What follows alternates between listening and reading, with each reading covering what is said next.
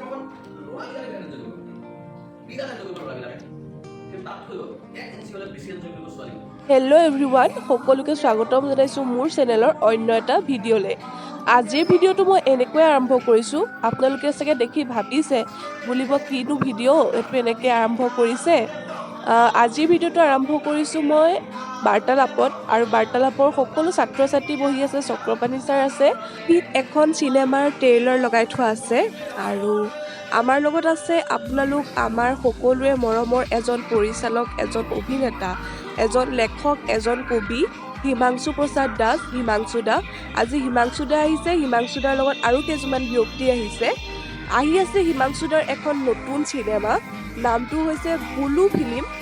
বুলু film কি, কেনেকুৱা ধৰণৰ এখন চিনেমা, কেনেকুৱা ধৰণৰ মানুহে চাব পাৰে, চিনেমাখনৰ প্ৰতি মানুহৰ ধাৰণা কি, আজি সকলোখিনি কথা হিমাংশু দাৰ পৰা আমি জানিবলৈ চেষ্টা কৰিম।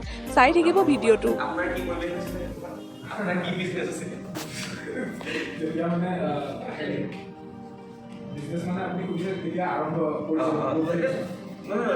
চিনেমাখন চিনেমাখনত মহৰ্ষি আচলতে মানে অফ কেমেৰা কাম কৰিছোঁ। মানে এই বহুতকেইটা গুৰুত্বপূৰ্ণ কাম কৰিছে, তাৰে ভিতৰত এটা কাম হ'ল মহৰ্ষি, শান্তু আৰু মই ইয়াৰে স্ক্ৰিপ্ট লিখিছোঁ।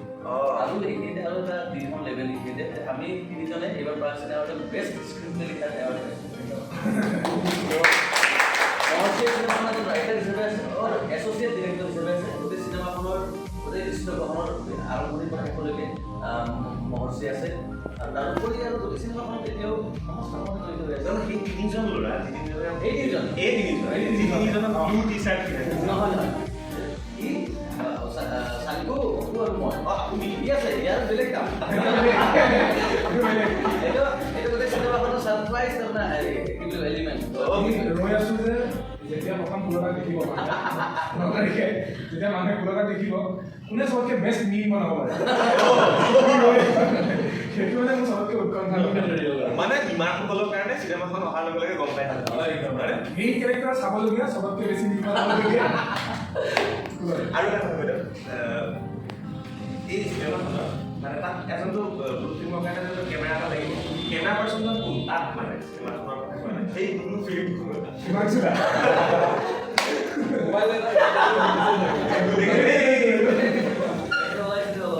এইবিলাক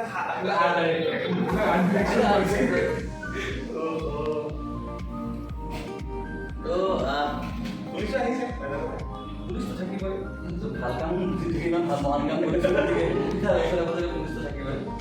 মানে এখন চিনেমাত মই যদি ক'ব খোজোঁ এতিয়া, এই চিনেমাখন ল'ৰাবিলাকে বিৰাট এনজয় কৰিব, বিৰাট এনজয় কৰিব ল'ৰাবিলাকে, কিন্তু তাত থৈ গ'ল 1 ইঞ্চি হ'লে বেছি এনজয় কৰিব ছোৱালীবিলাকে। এইখন চিনেমা ল'ৰাবিলাকে যিমান ভাল পাব তাতকৈ 1% হ'লেও ছোৱালী বেছি। বিকজ এই চিনেমাখনৰ মূল যিটো কথা, যদি আমি গোটেইবিলাক ল'ৰা বহি আছোঁ, কিন্তু আমি এনেকুৱা কিছুমান কথা ক'ব ট্ৰাই কৰিছোঁ, যিবোৰ কথা আমি দেখিছোঁ সকলোৱে জানো, কিন্তু আমি ক'বলৈ সাহস নকৰোঁ। জাষ্ট এটা এক্সাম্পল, ইয়াতে বাৰ্তালাপৰ শ্ৰেণীকোঠাত ছোৱালীকেইজনী আছে।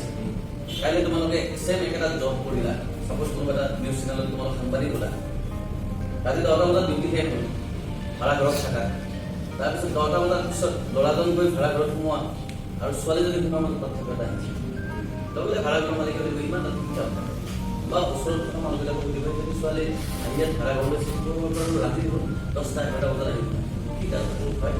এই যে আমাৰ মেণ্টেলিটি কিয় তাৰমানে ল'ৰাজনক আমি ল'ৰাজনৰ ক্ষেত্ৰত অ'কে। আজি কেইবছৰমান আগতে সৰস্বতী পূজাত এখন ফটো যিমান ভাইৰেল হৈছিলে, যদি ছোৱালী মেখেলা চাদৰ পিন্ধি আমাক কিনিব গৈছিল, মনত আছে তাই মোৰ ফ্ৰেণ্ড হয়, মোৰো হয়। ভাইৰেল এতিয়া কথা হ'ল ছোৱালীজনী মদ কিনিব যোৱাৰ কথাটো, মদ যদি বেয়া হয় চবৰে কাৰণে বেয়া, সেইটো পুৰুষৰ কাৰণেও বেয়া, নাৰীৰ কাৰণেও বেয়া কৰিব পাৰে। কিন্তু ছোৱালীজনী কিনিব যোৱাৰ কাৰণে তাৰমানে গোটেই জাতিটো যে ধ্বংস কৰি দিলে, তাই মদ খোৱাৰ কাৰণে নাইতো অসমীয়া জাতি বৰবাদ কৰি দিয়া, তাই মদ খোৱা হ'লে তাৰমানে চব ঠিকেই আছিল, কেৱল তাই মদ খোৱাৰ কাৰণে চব শেষ কৰি দিলে। এনেকুৱা ধৰণৰ কিছুমান মানুহবিলাক আছে, ছোৱালী তোমালোকৰ বাইকৰ পিছত যদি কোনোবা উঠি যোৱা লগে লগে ওলাই যায় মোৰ জীয়েকজনী গ'ল, ৰাইট? এই চিন্তাধাৰা লাগিছে চিনেমা, কিন্তু কমেডি চিনেমা হাঁহি থাকিবা, কিন্তু হাঁহিৰে বাৰ্তা এটা যাব, হাঁহিৰে বাৰ্তা এটা যাব। আৰু আমি ভাবোঁ যে চাগে গোটেইবিলাক ল'ৰা আমি ক'ব খুজিছোঁ, কিন্তু হয়তো তোমালোকৰ মানে ছোৱালীখিনিৰ কথা আৰু প্লাছ এইটোৱে মানে চিনেমাখনৰ চূড়ান্ত কমেডিটো এনেকুৱা ধৰণৰ কমেডি হয়তো চাই থাকোঁতে চকীৰ পৰা ভাবি ল'ব লগা ধৰণৰ কমেডি আৰু এনেকুৱা কমেডি আছে হয়তো 7 দিন পিছত মনত পৰি অকলে অকলে হাঁহি দিব আৰু এনেকুৱা কথা কিন্তু চিনেমাখনত এটা গেৰাণ্টি দিব পাৰোঁ বাকী যি হওক নহওক এটা কথা গেৰাণ্টি দিব পাৰোঁ ধেৰ হাঁহিবা চিনেমাখনত বহুত হাঁহিবা কিন্তু চিনেমা শেষ হোৱাৰ পিছত মিনিমাম 2 মিনিট সময় তোমালোকে য'তেই আছে তাতে চুপচাপ বহি থাকিব লাগে এইটো কথা এইটো মই আজি কৈছিলোঁ চিনেমা 9 তাৰিখে চাবা 9 ছেপ্টেম্বৰ চাৰি তাৰিখে মোক ফোন কৰিবা 2 মিনিট মিনিমাম সময় 3 মিনিট হ'ব 4 মিনিট হ'ব কিন্তু মই মিনিমাম 2 মিনিট সময় গেৰাণ্টি লৈছোঁ যে কোনেও মুখেৰে মাতিব নোৱাৰে 9 ছেপ্টেম্বৰত আহি আছে Yes. মানে কওকচোন ফিল্মখন 9 ছেপ্টেম্বৰ মুক্তি লাভ কৰিব আমাৰ নতুন চিনেমা ব্লু ফিল্ম লকডাউনৰ সময়ত তিনিজন যুৱকে যেতিয়া জীৱিকাৰ সকলো পথ হেৰুৱাই পেলায় তেতিয়া কোনোবাই সিহঁতক আইডিয়া দিয়ে যে ব্লু ফিল্ম বনাই ৱেবছাইটত আপলোড দিলে তাৰ পৰা পইচা ইনকাম কৰিব পাৰি আৰু তেতিয়া সেই তিনিজন যুৱকে লাগি যায় এখন অসমৰ ভিতৰুৱা গাঁৱত এখন ব্লু ফিল্ম নিৰ্মাণ কৰিবলৈ কিন্তু ব্লু ফিল্ম এখন গাঁৱৰ ভিতৰত বনোৱাটো যেন সহজ কাম মানে হিৰোইন পাব ক'ত হিৰো পাব ক'ত শ্বুটিং কৰিব ক'ত গম পালে তো কিছু ফালিব কিন্তু তেনেকুৱা পৰিস্থিতিৰ মাজত এই তিনি অভাগ্যই কেনেকৈ চিনেমাখন নিৰ্মাণ কৰিবলৈ আগবাঢ়ে আৰু চিনেমাখন নিৰ্মাণ কৰি থকা সময়ত আচলতে এই গোটেই প্ৰচেছটোৰ মাজতে সিহঁতৰ জীৱনলৈকে বহুতো নতুন নতুন পৰিৱৰ্তন আহে পৃথিৱীখনত নতুনকৈ চাবলৈ আৰম্ভ কৰে সিহঁতৰ মনবিলাকো সলনি হ'ব আৰম্ভ কৰে কিনো ঘটে তাকে চাবৰ বাবে আহক 9 ছেপ্টেম্বৰত ব্লু ফিল্ম হিমাংশু দাৰ পৰা চিনেমাখনৰ বিষয়ে আমি কিছু কথা জানিলোঁ আৰু সম্পূৰ্ণ কথা জানিবলৈ হ'লে অহা 9 ছেপ্টেম্বৰত চিনেমাখনে মুক্তি লাভ কৰিব আমি ছবিগৃহলৈ আহিব লাগিব চিনেমাখন সম্পূৰ্ণকৈ চাবলৈ আৰু হিমাংশু দাৰ চিনেমাবোৰ ভালেই হয় আৰু এতিয়া মই মোৰ ভিডিঅ'টো শেষ কৰিবলৈ লৈছোঁ এয়া চবেই ফটো তোলাত ব্যস্ত হৈ আছে আশা কৰোঁ আপোনালোকেও ভিডিঅ'টো চাই ভাল পাব যদি ভাল লাগে লাইক কমেণ্ট শ্বেয়াৰ কৰিবলৈ নাপাহৰিব আৰু মোৰ চেনেলটো যদি নতুনকৈ চাই আছে প্লিজ ছাবস্ক্ৰাইব কৰি দিব